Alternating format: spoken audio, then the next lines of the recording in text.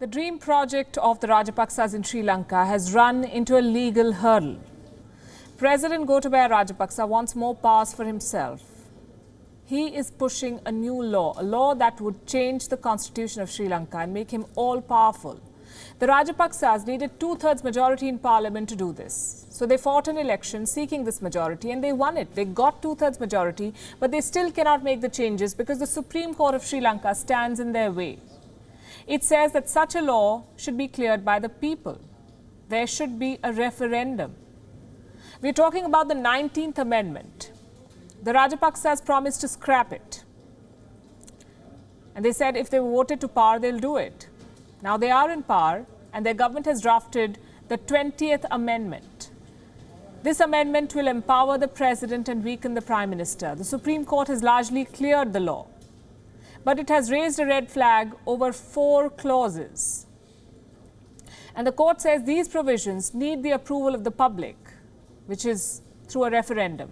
The Supreme Court's orders came after opposition parties and civil society appealed. They filed 39 petitions in all to challenge the new law.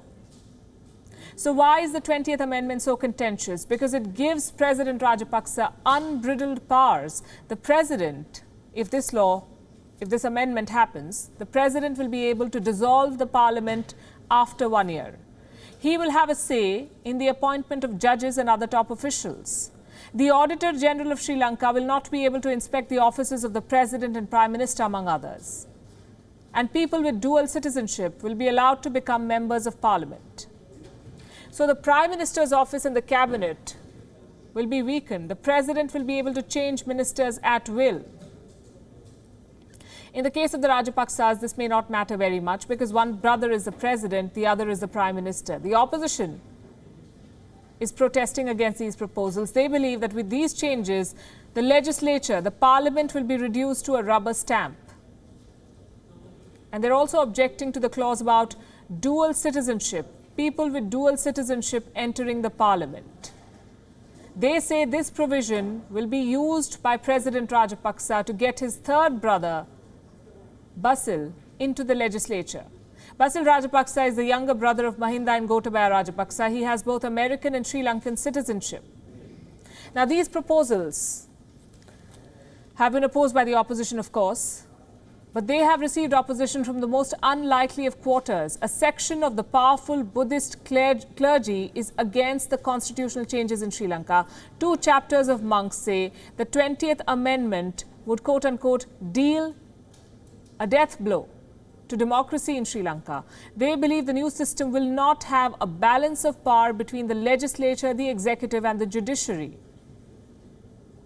And this is a very significant statement because when the Rajapaksas fought the last election, they had the blessing of Buddhist monks. President Rajapaksa is seen as a champion of the Buddhist Sinhalese majority of Sri Lanka.